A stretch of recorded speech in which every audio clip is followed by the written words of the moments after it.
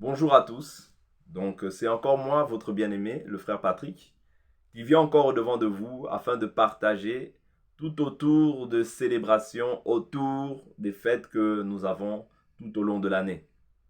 Donc, je salue de près comme de loin tous les enfants de Dieu, ainsi que tous ceux qui prendront part à cette vidéo de près comme de loin, tous ceux qui sont destinés à la vie. Sachez que cette vidéo est pour vous.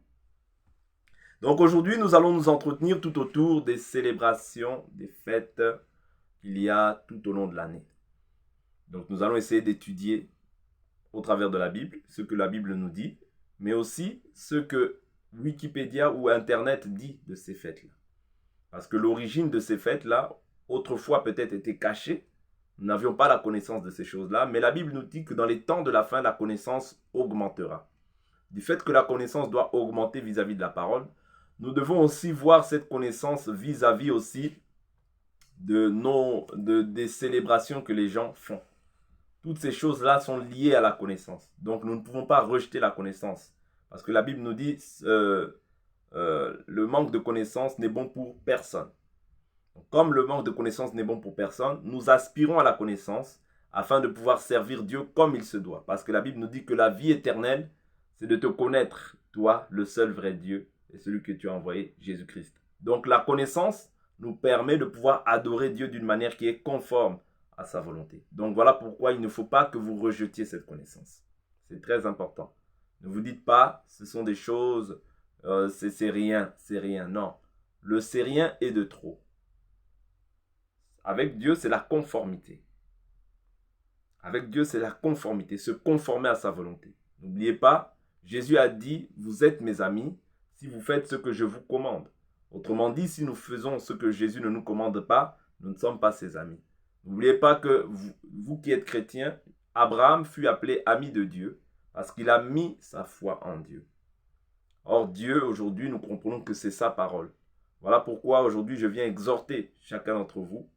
C'est vraiment un partage qui va être lié avec beaucoup de recherches sur Google, Wikipédia et aussi au travers de la Bible. Que nous dit la Bible par rapport à toutes ces choses. Donc, j'invite chacun d'entre vous, dans un premier temps, à prendre vos Bibles comme à la coutume et nous allons débuter notre partage recherche, si on peut l'appeler ainsi. Partage recherche. Donc, nous commençons. Nous allons commencer par une fête qui est célébrée dans le calendrier grégorien, qui est la fête de la Saint-Valentin. Nous allons essayer de voir son origine sur Google. Ce n'est pas mauvais d'aller sur Google. Le mal est simplement que cela ne se conforme pas à l'écriture. Mais ce n'est pas mauvais d'aller sur Google pour faire des recherches. Donc, origine de la Saint-Valentin. Origine de la Saint-Valentin.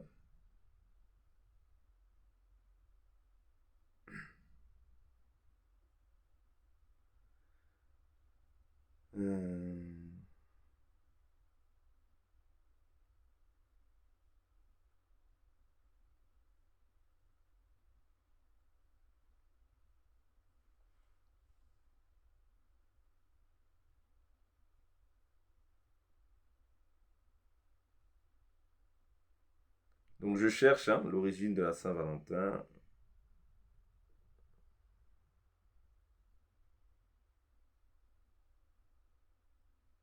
Voilà.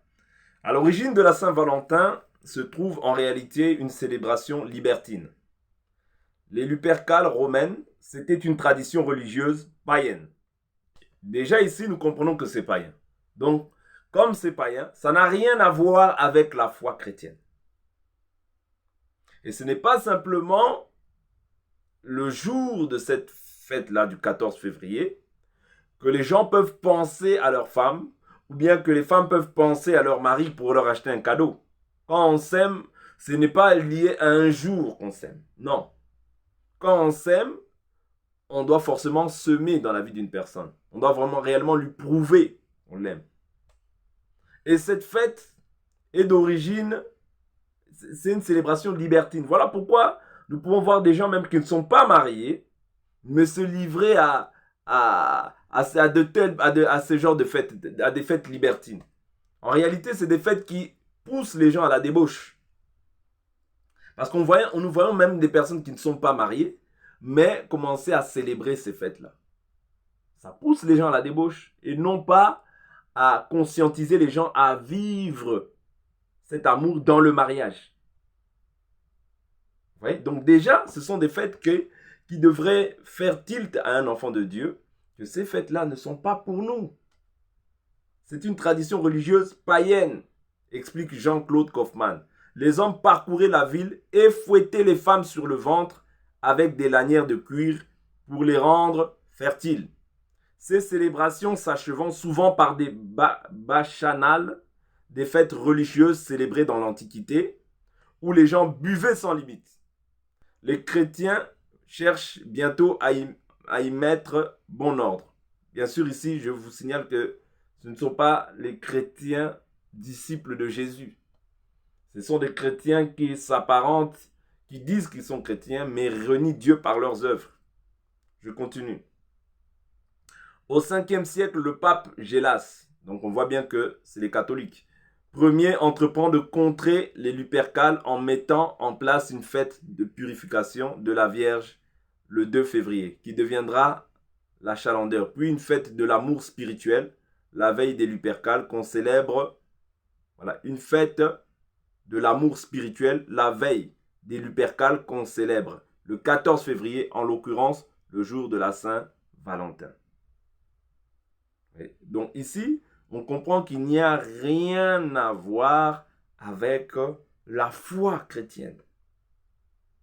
Il n'y a rien à voir avec la foi chrétienne. Donc c'est une fête d'origine païenne.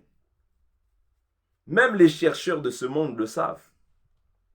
Voilà pourquoi nous, les enfants de Dieu, ne pouvons pas nous livrer à ces choses-là. Ah, le jour de la Saint-Valentin, tu offres une fleur. Dans ton esprit, tu commences à pouvoir te conformer. Or, la Bible nous dit quoi par rapport à cela? Parce que j'ai dit, je ferai des recherches et je prendrai aussi des écritures pour pouvoir associer cela à la Bible. Romains, chapitre 12, verset 2. Romains, chapitre 12, le verset 2. La Bible nous dit, ne vous conformez pas au monde présent, mais soyez transformés par le renouvellement de l'intelligence, afin que vous discerniez quelle est la volonté de Dieu, ce qui est bon, agréable et parfait. Vous voyez? Donc nous ne devons pas nous conformer au siècle présent. Vous voyez? Mais nous devons quoi? Être transformés par le renouvellement de l'intelligence. Ici, c'est une parole de bon sens que je vous donne, afin que vous soyez transformés dans votre pensée, que vous ne vous conformiez pas au siècle présent. Parce que ce siècle présent, la Bible l'appelle comme le siècle présent qui est mauvais. La Bible n'appelle pas le siècle présent bon, non, la Bible appelle le siècle présent mauvais. Je prends encore une autre écriture.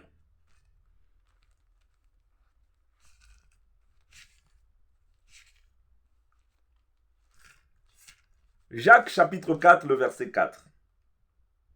Adultère, ne savez-vous pas que l'amour du monde est inimitié contre Dieu? C'est-à-dire aimer le monde, c'est haïr Dieu. Celui donc qui veut être ami du monde se rend ennemi de Dieu. Vous voyez? Donc lorsque nous voulons être amis du monde, nous nous rendons automatiquement ennemis de Dieu. Nous ne pouvons pas être en bon terme avec Dieu lorsque nous aimons le monde. Non. Quand je parle du monde ici, je ne parle pas des individus. Mais je parle des pratiques qui se font dans le monde et qui sont contraires à la volonté de Dieu. Lorsque tu te conformes aux fêtes du siècle présent, tu t'attaches au monde et non pas à Dieu. Or, pour être ami de Dieu, il faut demeurer dans la foi. Parce que la foi, c'est ça qui fait que tu deviennes ami de Dieu. Mais lorsque tu demeures encore dans les choses de ce monde, tu n'es pas ami de Dieu. Je prends encore une autre fête qui est célébrée. La fête des mères. Nous allons encore prendre Google, afin de voir ce que nous dit Google par rapport à ces fêtes. C'est très important. Comme ça, personne ne pourra dire qu'il n'a pas été averti. Parce que je pense que beaucoup de gens ont crié déjà. Beaucoup de prédicateurs ont déjà crié par rapport à ces fêtes. Mais la Bible nous dit, je ne cesse de vous rappeler ces choses car pour vous elles sont salutaires. Origine de la fête des mères. Origine de la fête des mères.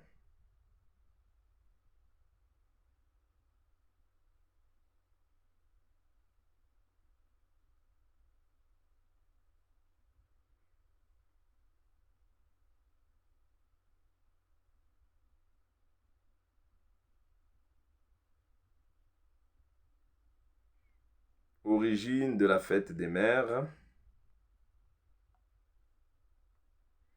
Ici, ça ne détaille pas vraiment bien. Je vais prendre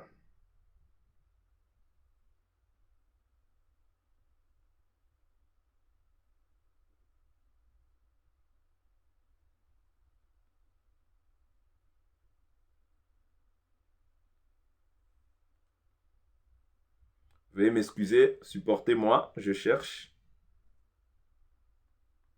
l'origine de la fête des mères.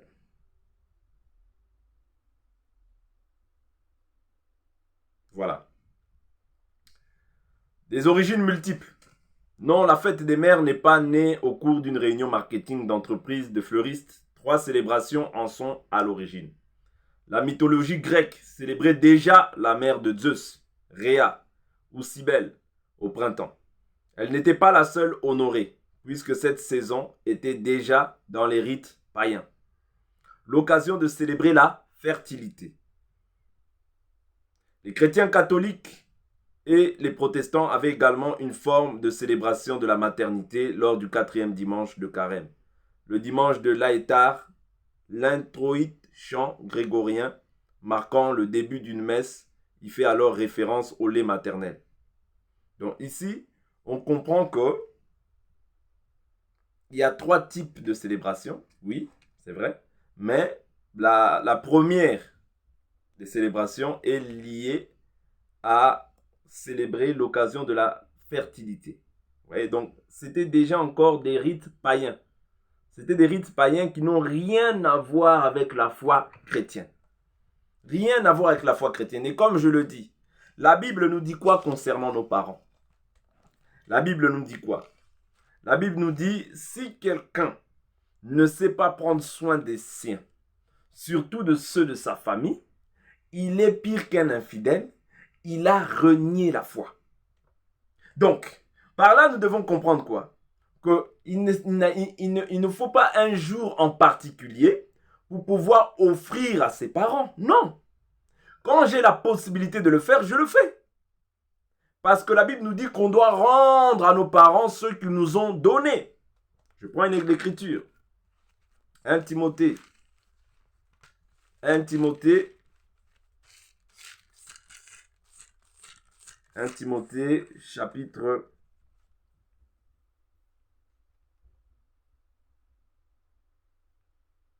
5. 1 Timothée, chapitre 5. 1 Timothée, chapitre 5. La Bible nous dit, verset 4. Si une veuve a des enfants ou des petits-enfants, qu'ils apprennent d'abord à exercer la piété envers leur propre famille et à payer de retour leurs parents, car cela est agréable à Dieu.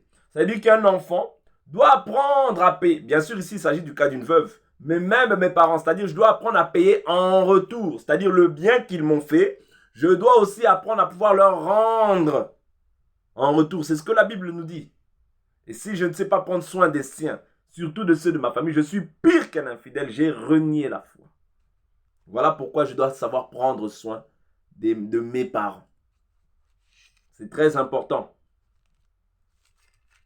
Donc, il ne s'agit pas d'un jour en particulier où je dois prendre soin de mes parents, où je peux pouvoir leur donner, leur rendre ce qu'ils m'ont donné. C'est très important. Allons rapidement encore dans la fête des pères.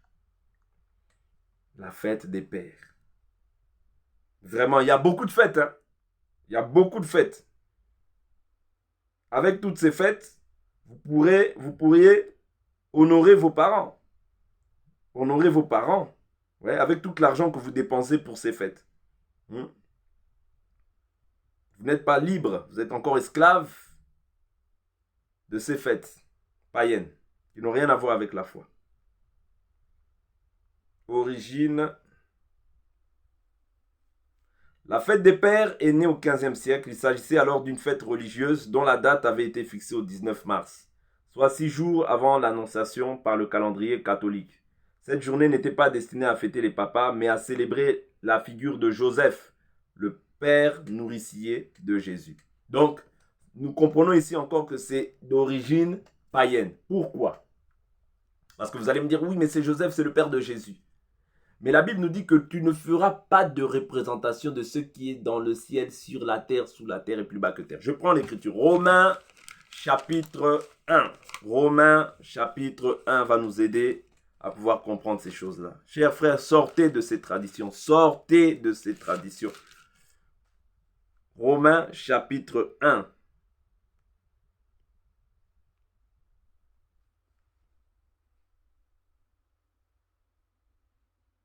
Verset 23. La Bible nous dit, et ils ont remplacé la gloire du Dieu incorruptible par des images représentant l'homme corruptible, des oiseaux, des quadrupèdes et des reptiles. C'est pourquoi Dieu les a livrés à l'impureté selon les convoitises de leur cœur, en sorte qu'ils déshonorent eux-mêmes leur propre corps. Vous voyez, ici, ce sont des représentations que les gens font. Or, la Bible nous défend de faire des représentations. Or, Joseph n'est pas lié à notre salut, même si il a trouvé grâce, comme on peut le dire, il a trouvé grâce. Bon, c'est Marie qui a trouvé grâce de mettre au monde le Messie. Mais le Messie, en fait, il a élevé, quelque part, si on peut dire, notre Seigneur et Sauveur Jésus-Christ.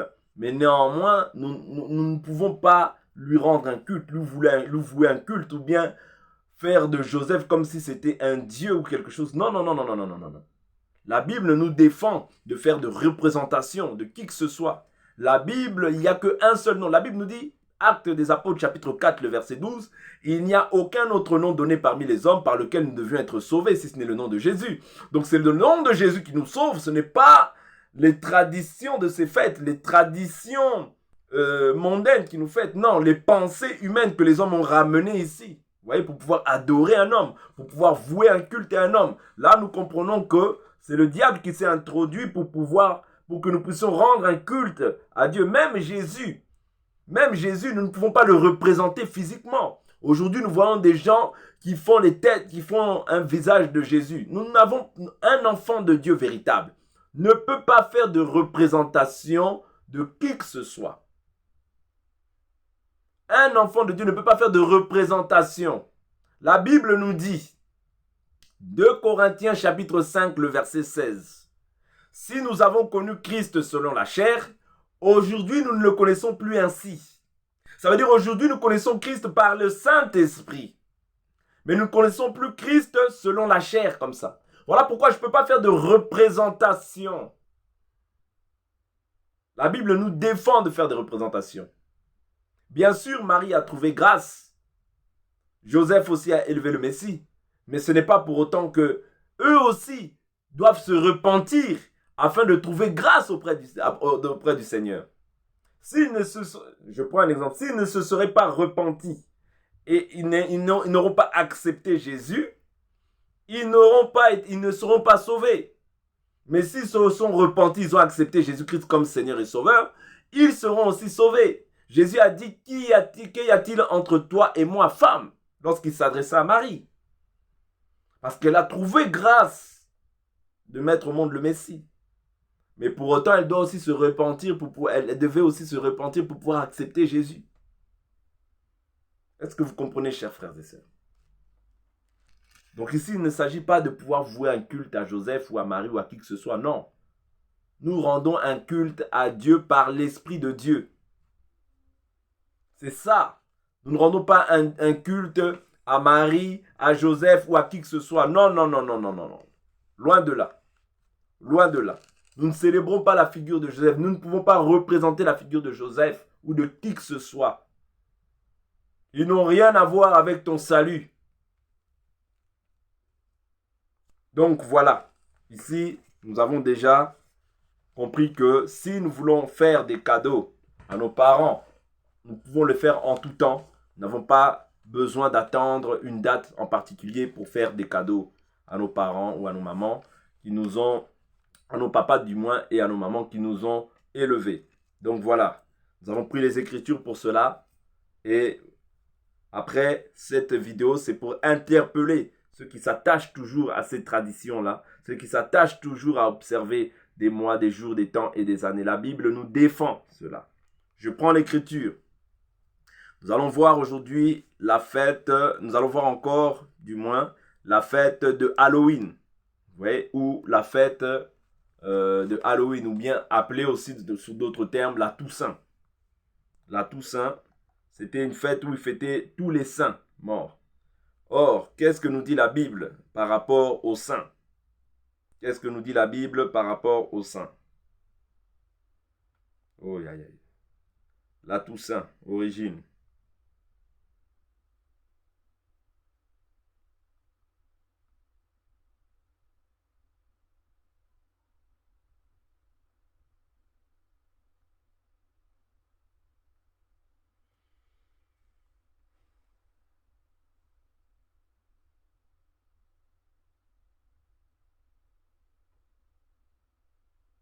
Je cherche.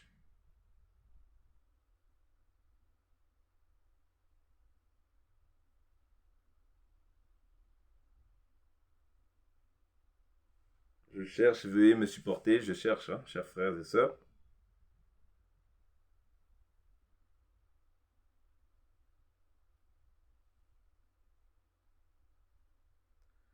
Donc, aujourd'hui, c'est la fête de Halloween que l'on fête en France depuis quelques années. Elle intervient la veille de la fête de la Toussaint, fête religieuse de tous les saints morts.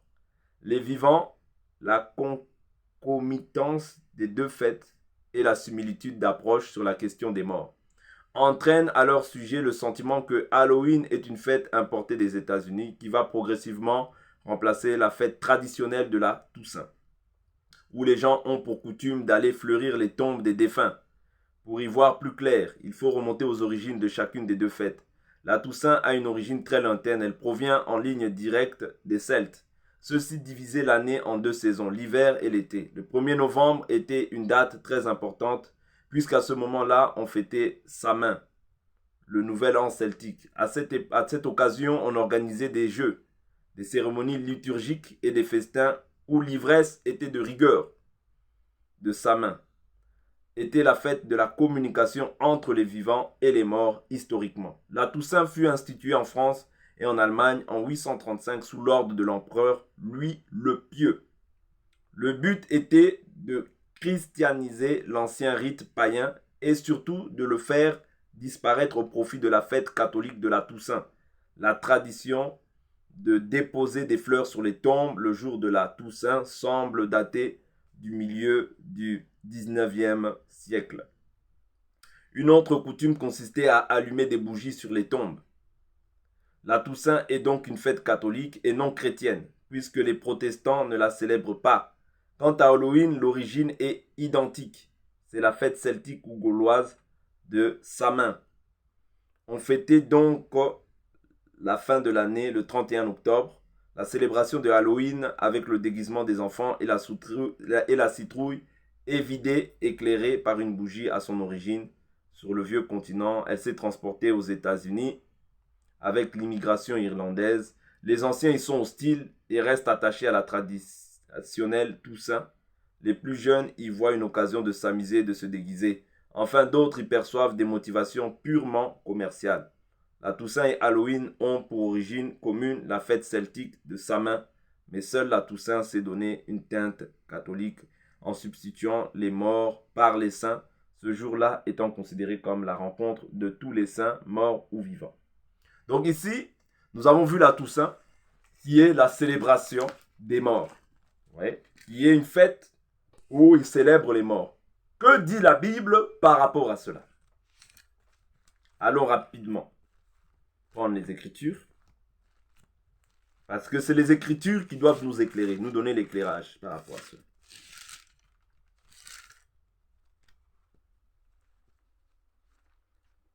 Les Écritures vont nous donner l'éclairage. Je prends Lévitique, premièrement. Lévitique chapitre 18 ou 19. Lévitique 18. Lévitique 19. Oui, même le chapitre 20. Veuillez m'excuser. Lévitique chapitre 20, je prends le verset 6.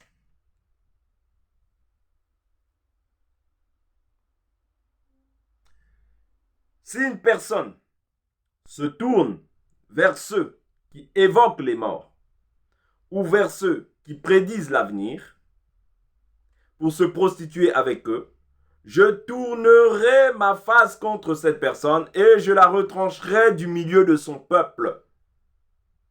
Vous vous sanctifierez et vous serez saints car je suis l'Éternel, votre Dieu. Ici, je prends déjà cette écriture. Allons prendre une autre écriture, Deutéronome chapitre 18. Deutéronome chapitre 18, le verset. Je prends le verset 10. La Bible nous dit, ou bien même 9. Lorsque tu seras entré dans le pays que l'Éternel ton Dieu te donne, tu n'apprendras pas à imiter les pratiques horribles de ces nations-là.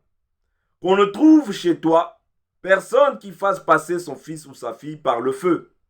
Personne qui se livre à la divination. Personne qui se livre, qui tire des présages, qui ait recours à des techniques occultes ou à la sorcellerie. Qui jette des sorts. Personne qui consulte ceux qui évoquent les esprits ou prédisent l'avenir, personne qui interroge les morts. En effet, quiconque se livre à ces pratiques est en horreur à l'Éternel, et c'est à cause de ces horreurs que l'Éternel, ton Dieu, va déposséder ces nations devant toi. Tu seras entièrement consacré à l'Éternel, ton Dieu. Tu seras entièrement consacré à l'Éternel, ton Dieu. Ici, les gens qui se livrent à ces pratiques-là s'éloignent du Seigneur. Je prends encore une écriture pour nous aider. Ésaïe chapitre 8, le verset 19. Ésaïe 8, le verset 19.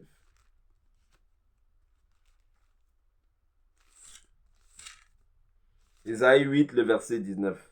Si l'on vous dit, consultez ceux qui évoquent les morts et ceux qui prédisent l'avenir, qui chuchotent et marmonnent, un peuple ne consultera-t-il pas son Dieu? Et s'adressera-t-il aux morts en faveur des vivants? Vous voyez? Je ne peux pas m'adresser aux morts en faveur des vivants, car les morts, leur souvenir est oublié. Ils n'ont plus rien à voir avec les choses de la terre. Ecclésiaste, c'est Ecclésiaste qui nous parle de ça. Chers frères et sœurs, sortez de ces pratiques. Ecclésiaste chapitre 9, verset 5. Les vivants, en effet, savent qu'ils mourront, mais les morts ne savent rien. Et pour eux, il n'y a plus de salaire puisque leur souvenir est oublié. Vous voyez, le souvenir des morts est oublié. Pourquoi tu vas consulter les morts? Pourquoi il n'y a pas de rapport entre les vivants et les morts? Il n'y a pas de rapport. Leur souvenir est oublié. Ils n'auront plus part aux choses sous le soleil. Pourquoi est-ce que nous invoquons Jésus? Si Jésus était seulement mort, nous ne l'invoquerons pas. Mais du fait qu'il est ressuscité, voilà pourquoi nous l'invoquons. Il est ressuscité, il est revenu à la vie pour être le juge des vivants et des morts. Voilà pourquoi nous avons la possibilité aujourd'hui de nous adresser en lui en toute assurance, parce que nous savons qu'il n'est pas là, il n'est plus dans la tombe, mais il est ressuscité d'entre les morts. Voilà pourquoi nous lui adressons nos prières. Mais lorsque tu adresses tes prières en faveur d'un mort, tu es en relation avec les morts. Or, les morts, leur souvenir est oublié. Chers frères et sœurs, soyons prudents, soyons attentifs dans ces temps de la fin. Qui est saint? Un saint, c'est celui qui a accepté Jésus-Christ de son vivant. Un saint, ce n'est pas celui qui a adhéré à une doctrine religieuse en particulier, mais c'est celui qui a accepté la doctrine des apôtres. La Bible nous dit à tous les saints. Je prends une écriture.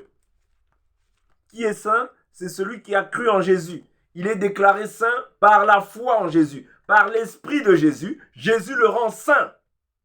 C'est ça un saint. Un saint n'est pas celui qui est forcément mort. Non, même si je meurs, je demeure saint. Mais je n'ai plus de rapport avec les vivants. Mais je suis saint de mon vivant. Et cette sainteté m'accompagnera dans tous les cas. Mais je n'ai pas à être invoqué. Non, parce que quand je meurs quant à la chair, je n'ai plus part à ce qui est de la vie. C'est fini. Vous voyez, je crois, j'ai cette ferme assurance que je ressusciterai, mais au jour où Jésus viendra pour pouvoir ressusciter ceux qui sont morts en Christ. 1 Thessaloniciens, chapitre 4. 1 Thessaloniciens,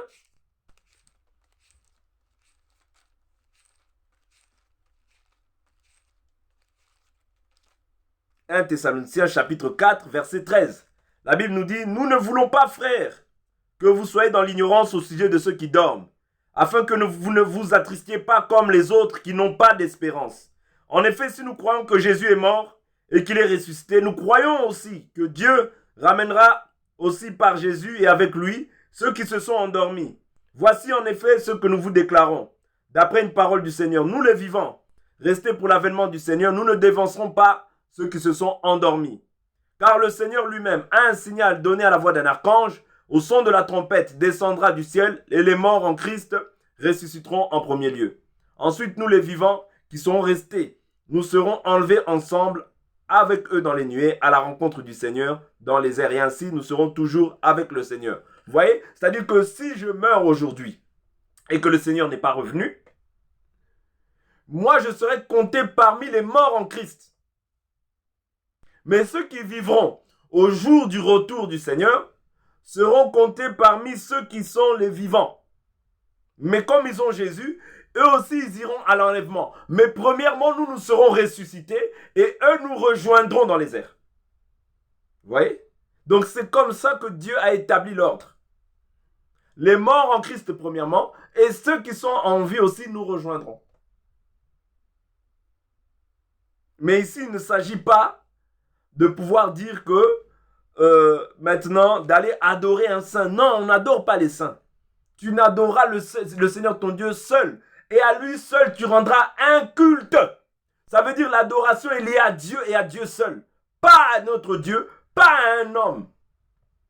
Pas à une divinité païenne. Mais à Dieu seul. Tu n'auras pas d'autre Dieu au-devant de ta face. Et nous ne pouvons pas aussi communiquer avec les morts. Quand tu commences à parler à un deuil, ah, papa, parle-moi, ah, ma fille, tu m'as laissé. Tu parles avec les morts.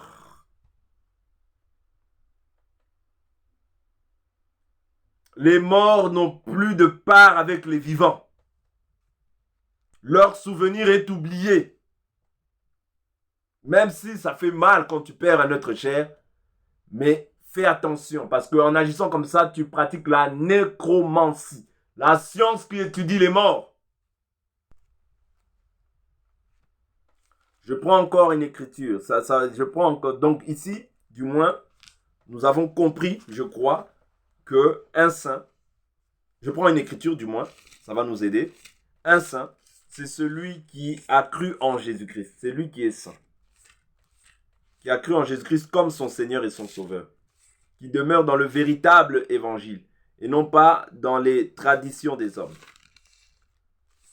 Je prends l'écriture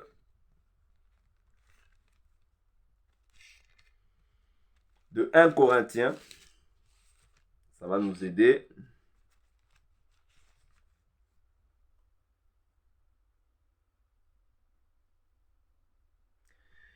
« 1 Corinthiens chapitre 1, le verset 2. À l'église de Dieu qui est à Corinthe, à ceux qui ont été sanctifiés en Christ Jésus, appelés à être saints, et à tous ceux qui, en quelque lieu que ce soit, invoquent le nom de notre Seigneur Jésus-Christ, leur Seigneur et le nôtre. » Je prends encore une écriture qui va être un peu plus claire.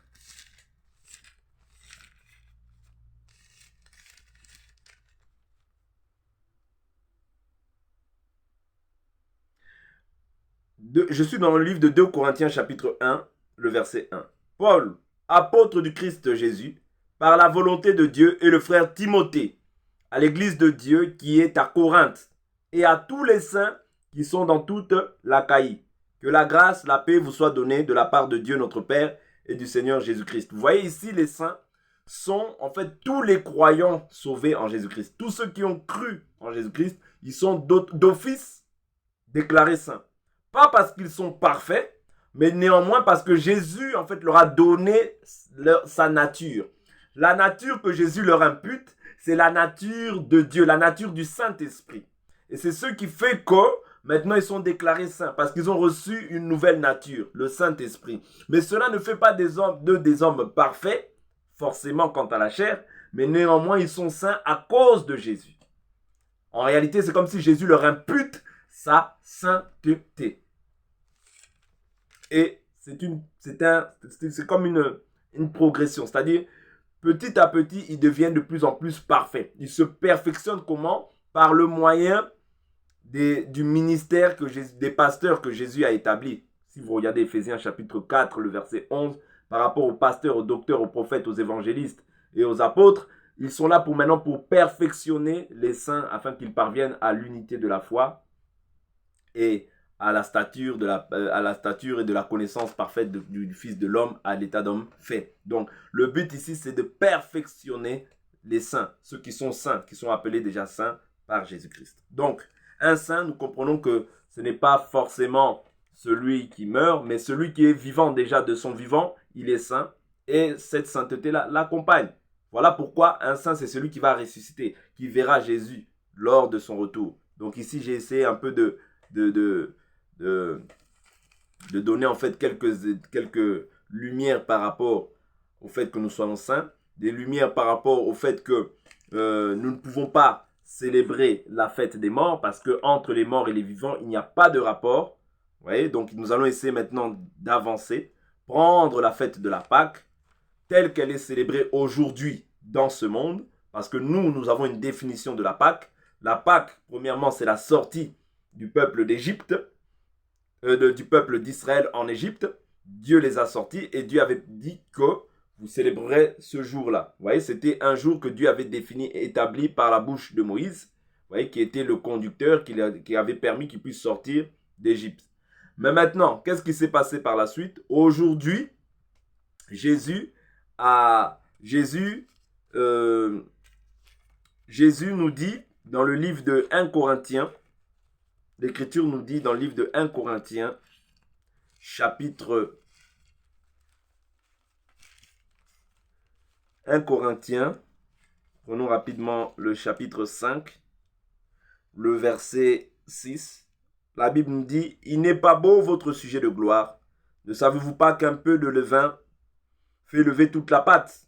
Purifiez-vous du vieux levain, afin que vous soyez une pâte nouvelle, puisque vous êtes sans levain, car Christ, notre Pâque, a été immolé. » Ici, il parle du levain comme étant le péché, parce que si vous suivez, en fait, vous prenez le chapitre 5 dans son entièreté, vous verrez qu'il s'agit d'un frère qui avait pris la femme de son père, et qui était allé avec la femme de son père. Et par là, il dit que de se purifier, en fait, du vieux levain, de se purifier, en fait, de cette manière de vivre qui est mauvaise, vous voyez, et d'être une nouvelle pâte, et être sans levain. En réalité, le levain ici symbolise le péché.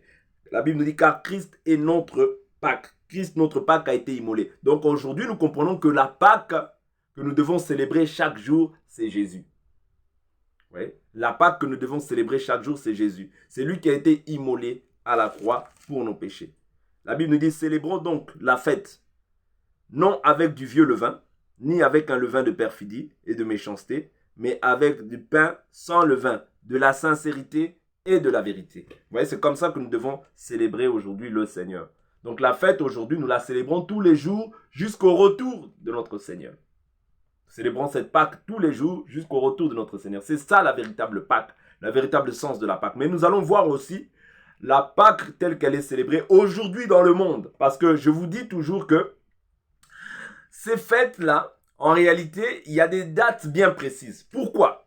Parce qu'à ces dates-là, ils vénéraient en fait leur divinité ou bien leur idole païenne. Et par ces idoles-là, quand nous livrons en fait à célébrer ces fêtes, en réalité, tu rentres aussi en communion avec ces idoles-là. Voilà pourquoi tu ne peux pas célébrer ces fêtes-là. Tu te conformes au siècle présent, frère. C'est très dangereux. Je vais prendre l'origine de la Pâque de ce monde, bien sûr. Parce que ici, je vous ai donné l'origine de la Pâque chrétienne que nous célébrons, mais l'origine maintenant de la Pâque de ce monde. Je prends Google, origine de la Pâque de ce monde. De ce monde.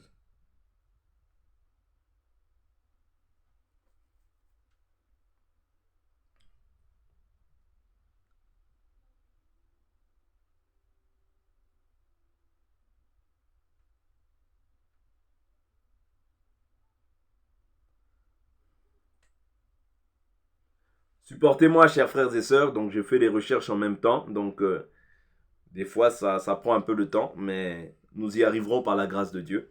Donc, supportez-moi.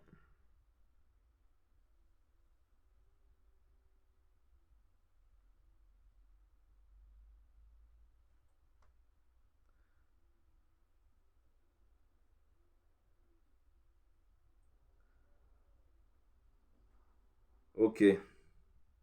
Nous y arriverons petit à petit.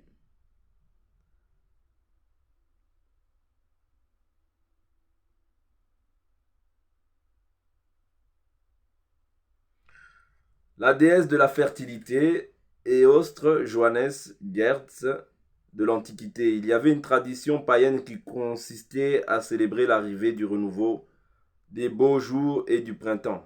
Les gens fêtaient chaque année l'équinoxe du printemps en offrant des œufs peints qui symbolisaient la création, la fécondité à la déesse de la fertilité, dont le nom change selon les régions. Istar en Babylonie, Astarté chez les Phéniciens, Eostre ou Ostara pour les anglo-saxons. Cela ne vous rappelle rien? Et oui, le nom anglais pour Pâques, Easter, provient directement du nom de la déesse païenne de la fertilité, comme c'est le cas pour beaucoup de fêtes à consonance religieuse. Vous voyez? Donc, ici, nous voyons en fait que la Pâque de ce monde est toujours d'origine païenne et n'a rien à voir en fait avec la Pâque que nous célébrons en Christ Jésus. Donc voilà, chers frères, nous allons essayer d'évoluer. Et je vais prendre aussi une écriture par la suite. Galates chapitre 4. Galates chapitre 4. Mais nous évoluons rapidement. Donc nous allons prendre la fête de la Noël. La fête de la Noël, qui se célèbre bien sûr le 25 décembre. La fête de la Noël qui se célèbre le 25 décembre. Nous allons voir les origines et donner à cela toujours une écriture biblique. Noël, origine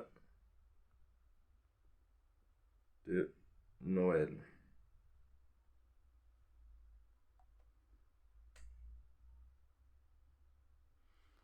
Avant d'être une fête chrétienne, Bien sûr, ça n'en est pas une parce que bon, il célèbre l'enfant Jésus. Mais nous croyons que l'Écriture nous dit que un enfant nous est né, un fils nous est donné. Donc l'enfant ne sauve pas, l'enfant Jésus ne sauve pas. C'est le Fils qui sauve. Parce que le Fils nous est donné. Le Fils est un don pour l'humanité. Voilà pourquoi c'est le Fils qui sauve. L'enfant, c'est l'accomplissement des promesses, mais le Fils, il vient sauver. Voilà pourquoi, réellement, nous les nations, nous l'Église des nations, nous n'avons pas part tant que le Fils est Fils. Non, nous n'avons pas part. Mais nous avons part lorsque le Fils meurt à la croix, qu'il ressuscite. C'est alors que maintenant, les nations ont accès à l'héritage des saints. Nous sommes devenus maintenant saints par rapport au sacrifice de la croix. Quand Jésus s'offre pour nous, c'est alors que maintenant nous pouvons avoir accès à l'héritage des saints. Voilà pourquoi l'Écriture dit « Rendez grâce au Père qui vous a rendu capable d'avoir part à l'héritage des saints dans la lumière. » Donc nous, autrefois, nous étions païens, nous ne connaissions pas ces choses, mais le Fils, c'est un don pour nous. Vous voyez? Donc aujourd'hui, nous ne pouvons pas célébrer Jésus bébé. Non, nous célébrons Jésus comme étant un don pour l'Église, étant un don pour nous qui s'est offert afin de nous racheter. Donc ici, il est écrit, avant d'être une fête chrétienne, comme j'ai dit, ça n'en est pas une, Noël est un rite païen qui célébrait le solstice d'hiver. Son nom, Yule, en langage viking. C'était l'une des 8 dates importantes ponctuant l'année dans les cultures nordiques. Chacune correspondait à un moment important du cycle des saisons et donnait lieu à des célébrations.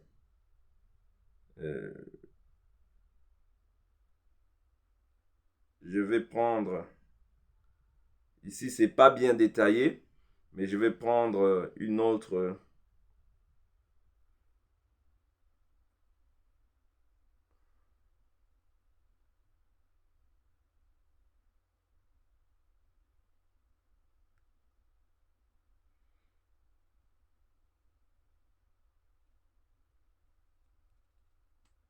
Je vais prendre une autre. Voilà, Noël ont cependant des origines plus anciennes, si bien que ces traditions accompagnent ces fêtes, parfois surprenant Noël, qui a, je continue, choix de la date.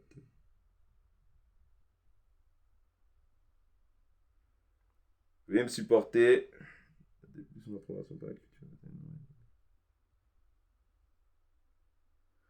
Célébrer les 25. Voilà. Voilà. Ici, c'est beaucoup plus détaillé, donc ça nous permettra de bien comprendre.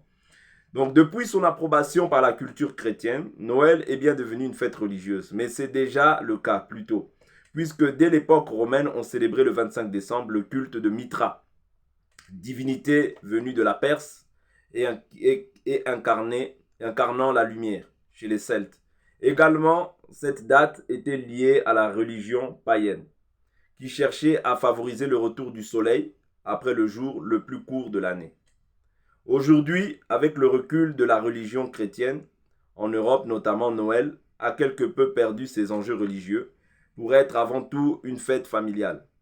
Mais c'est loin d'être le cas pour tout le monde et les marques liant Noël à la chrétienté sont encore nombreuses.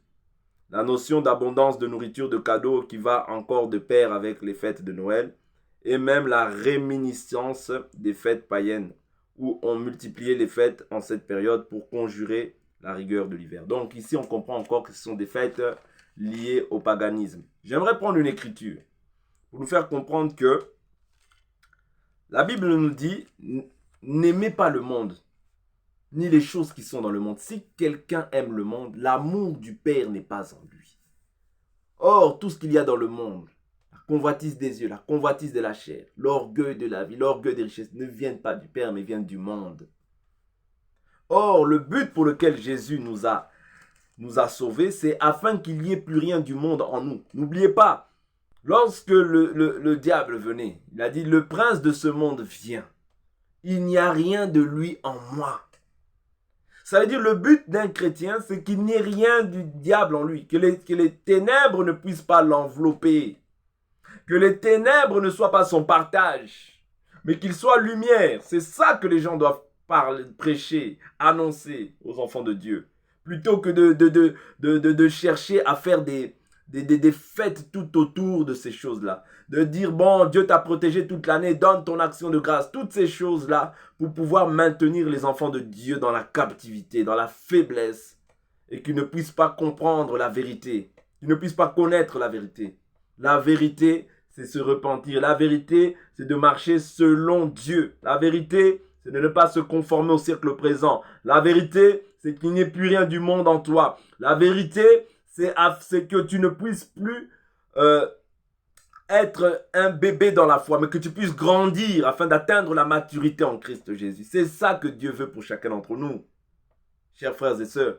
Arrêtez de vous livrer à ces choses-là qui n'édifient en rien, qui vous font davantage même dépenser inutilement, plutôt que vous ayez de l'intelligence dans les choses de Dieu. Ce que Dieu veut, c'est notre sanctification. Ce que Dieu veut, c'est la connaissance, afin de ne pas vous livrer à toutes ces choses. Je prends l'écriture de Galates chapitre 4, le verset 8 à 9. Autrefois, vous ne connaissiez pas Dieu, et vous serviez des dieux qui par nature ne le sont pas. Vous voyez, quand vous servez ces fêtes, quand vous vous asservissez à ces choses-là, vous servez des dieux qui par nature ne le sont pas. Ce sont des dieux païens auxquels vous vouez un culte. Vous rendez un culte en ce jour des 25 décembre, en ce jour des 31 décembre. Vous rendez un culte à des divinités païennes. Mais maintenant, après avoir connu Dieu, et surtout après avoir été connu de Dieu, comment retournez-vous à ces faibles et pauvres principes élémentaires auxquels vous voulez à nouveau vous asservir? Vous observez les jours, les mois, les temps et les années. Je crains d'avoir inutilement pris de la peine pour vous. Soyez comme moi, puisque moi aussi, je suis comme vous. Frères, je vous en supplie, vous ne m'avez fait aucun tort. Vous voyez, ici, Paul est en train de pouvoir les faire revenir à leur bon sens. Vous observez les mois, les temps, les jours, les années. À la fin de l'année, bonne année, bonne année, bonne année. Je ne suis pas contre, mais est-ce que ton année va être bonne parce qu'on t'a dit bonne année? Non. Ton année sera bonne si tu demeures en Jésus. Et si même tu meurs cette année, gloire à Dieu, parce que la mort pour un enfant de Dieu, c'est un gain. La mort pour un enfant de Dieu, ce n'est pas un synonyme de peur, non. Si tu as peur, c'est que ta vie n'est pas en règle avec Dieu. Mais si tu comprends que tu es un passager sur cette terre et que tu te retournes vers ton Père, ton Créateur, ben c'est une joie. Pourquoi vous ne dites pas la vérité aux enfants de Dieu? Pourquoi vous dites aux enfants de Dieu que oh, Dieu t'a protégé toute cette année, offre ton action de grâce? Non, frères, sœurs. Non, chers frères et sœurs. Arrêtons de mentir aux enfants de Dieu. Arrêtons de dépouiller les enfants de Dieu à tout prix. Et l'action de Dieu, là, elle va chez qui? Elle va chez Dieu, elle va chez toi. C'est toi qui vas manger cette action de grâce. Pourquoi tu mens aux enfants de Dieu? Tu fais peur aux enfants de Dieu en disant que, oui, les enfants de Dieu, les sorciers mangent à la fin de l'année. Mais non, dis la vérité aux enfants de Dieu. Si vous marchez par la chair, vous mourrez. Mais si par l'esprit, vous faites mourir les actions du corps, vous vivrez. Même si je meurs, tu ne verras pas la mort, mais tu verras la vie parce que la vie de Jésus est en toi. Voilà pourquoi tu ne mourras plus. Tu es devenu comme quelqu'un d'invincible. Mais tu mourras quant à la chair, mais pas quant à l'esprit. Dites la vérité aux enfants de Dieu, afin qu'ils se conforment à cette parole, qu'ils soient des hommes paroles. Mais malheureusement, aujourd'hui, on assiste à toutes sortes de théâtres. Frères, sœurs, Noël n'est pas de Dieu, nous le voyons encore. C'est une célébration païenne. Allons rapidement voir la fête du Nouvel An. Autrement dit, je crois la Saint-Sylvestre, si je ne me trompe pas. Voir les origines du Nouvel An. Origine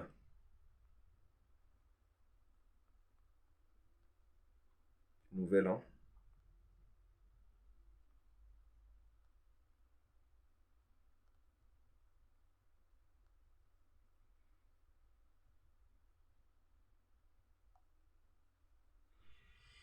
Veuillez me supporter parce que je cherche à la fois sur Google.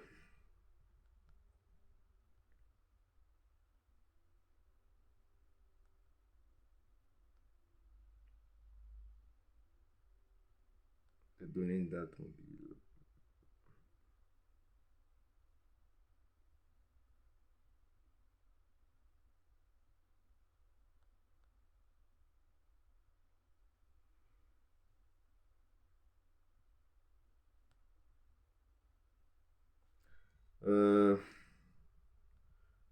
Je vais prendre les origines.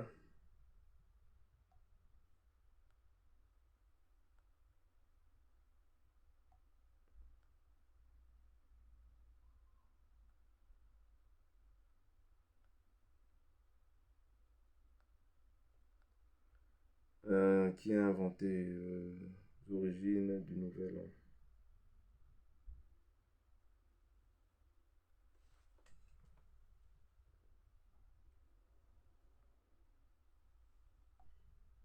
Païenne du Nouvel An.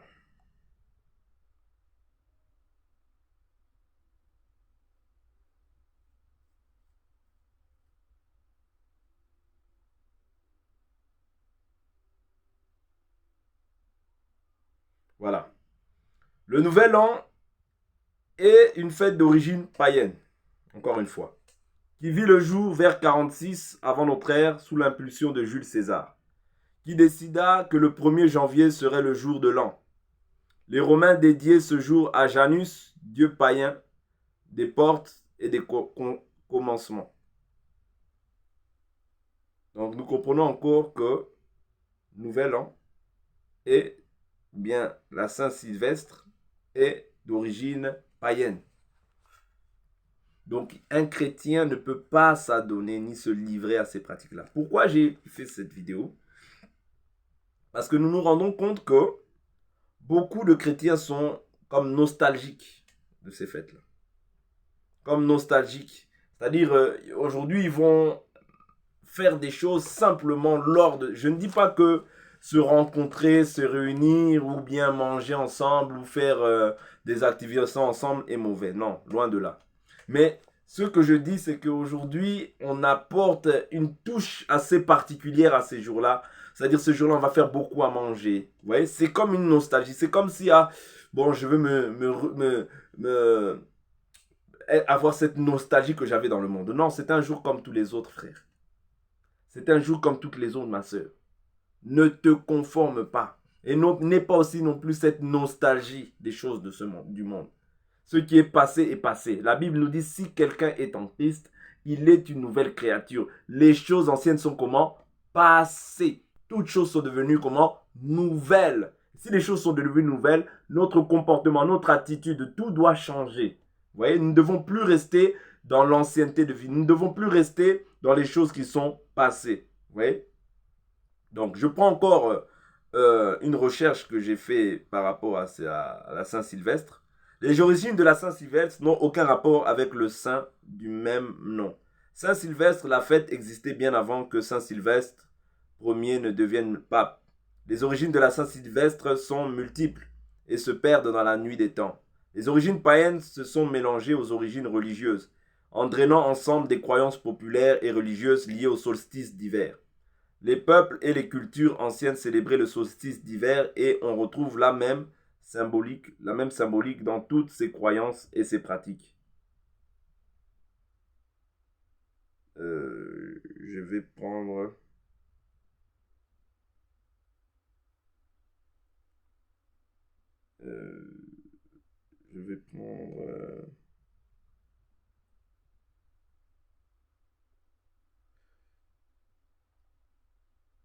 Donc voilà un peu, hein, chers frères et sœurs, c'est les renseignements que j'ai trouvés par rapport à Internet, quant à ce qui concerne le 31 décembre. Donc par là, j'aimerais exhorter une personne qui s'attache ou bien qui s'adonne encore à toutes ces choses. Donc nous avons essayé de faire des recherches sur Internet et par rapport à la Bible, nous avons trouvé que en tant qu'enfants de Dieu, nous ne pouvons pas célébrer toutes ces fêtes.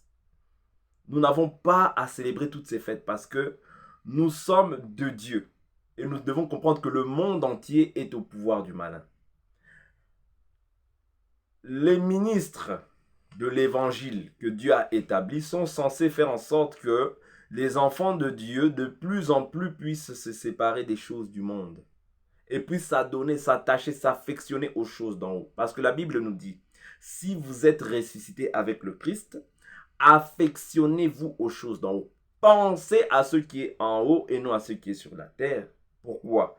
Parce que nous sommes morts, notre vie à nous est cachée en Dieu avec le Christ. Donc si nous voulons demeurer en Christ, nous ne pouvons pas servir Dieu et le monde à la fois. Ce n'est pas possible. Ouais, la Bible nous dit clairement, nul ne peut servir deux maîtres à la fois. Soit il haïra l'un et haïra l'autre. Soit il aimera l'un et méprisera l'autre. Ouais, donc, on ne peut pas servir Dieu et maman. On ne peut pas servir Dieu et le monde à la fois. On ne peut pas servir Dieu et ses propres intérêts à la fois. Toutes ces choses-là, le but du ministère, c'est de séparer tout ce qui est charnel avec tout ce qui est spirituel. De faire en sorte que les enfants de Dieu deviennent des hommes, des femmes spirituels. Mais si nous laissons les enfants de Dieu comme ça aller à tout vent, se livrer à tout vent de doctrine, nous ne sommes pas en train de les aider. Si nous les encourageons dans leur fête, bonne fête, nous ne sommes pas en train de les aider. Nous les aidons à pouvoir s'attacher davantage aux choses de la chair plutôt que de s'attacher aux choses de Dieu. La Bible nous dit que la parole du Christ habite en vous dans toute sa richesse. Instruisez-vous par des cantiques, des psaumes, des hymnes. Nous devons faire en sorte que les enfants de Dieu s'attachent davantage aux choses d'en haut plutôt qu'aux choses de la terre. Parce que la terre et tout ce qu'elle renferme passera, mais la parole de Dieu ne passera pas. C'est ça le rôle d'un ministre, c'est ça le rôle d'une personne qui est établie en tant que ministre. Ce n'est pas de faire peur aux gens, de dire les sorciers. Non, non, non, non, non. Là, tu fais fausse route, tu ne comprends pas le rôle pour lequel Dieu t'a établi. Nous devons communiquer la foi aux gens afin que les gens se détournent de toutes ces choses qui n'ont rien à voir avec la foi, mais qui n'édifient que la chair. Tout est permis, mais tout n'est pas utile. Tout est permis, mais tout n'édifie pas. Tu observes les mois, les jours, les temps, les années. Pour quelle raison? Tu es en Christ ou tu n'es pas en Christ? Tu es une nouvelle créature ou tu ne l'es pas? Question, à toi de savoir. Réponds à cette question. En tout cas, j'en ai fini pour aujourd'hui, chers frères et sœurs. Donc, mon souhait, mon désir est que chacun d'entre nous puisse se conformer à la parole et que nous puissions sortir de toutes ces bassesses que le diable a jetées, même dans l'église, au milieu des saints, afin que les saints puissent pratiquer, célébrer ces choses-là en faisant semblant qu'il s'agit des fêtes. Non, non, non, arrêtons ça, mettons ces choses-là de côté. Si nous devons communier fraternellement, communions fraternellement, il n'y a pas de souci. Mais ne faisons pas de ce jour-là une idole. C'est très important. Donc, que la paix, la grâce, la miséricorde de notre Dieu vous soit multipliée. À la prochaine vidéo. Bye bye.